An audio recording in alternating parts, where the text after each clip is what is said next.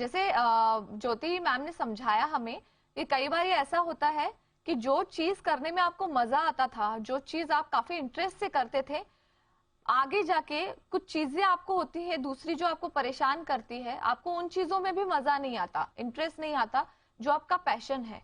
या फिर आप रख रख के वही वही विचार दिमाग में आना, वही उन्हीं उन्हीं बातों पर सोचना और कुछ अपने दिमाग से ही रास्ता निकालना कि कैसे आगे बढ़े, लेकिन होता नहीं है। कभी कभी लोग खुद को संभाल नहीं पाते। तो ऐसी परिस्थिति में अपने आप को कैसे संभाले और क्या उसके लिए सॉल्यूशन है, ये आप जरा समझाइए।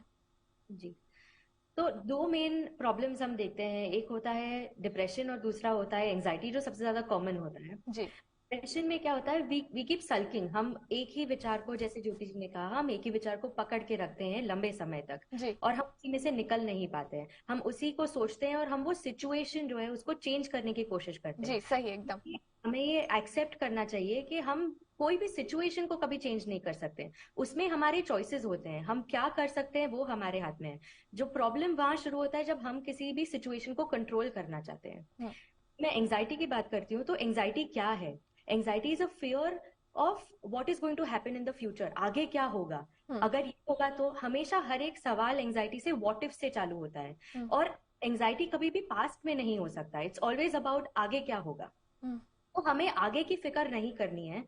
आज जो है इस पल में जियो।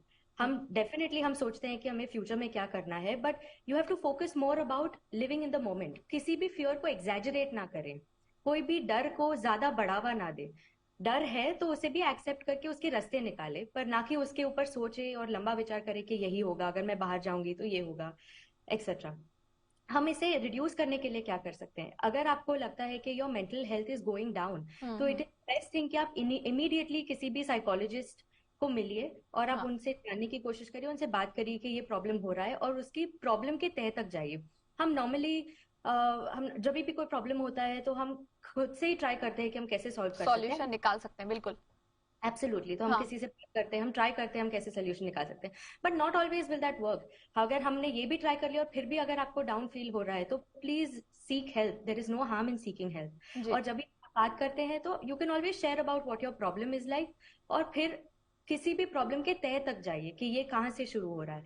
हमारे हर विचार के पीछे बिलीफ सिस्टम्स होते हैं जो कि बहुत स्ट्रांग होते हैं। वो बिलीफ सिस्टम्स को चेंज करने की कोशिश कीजिए।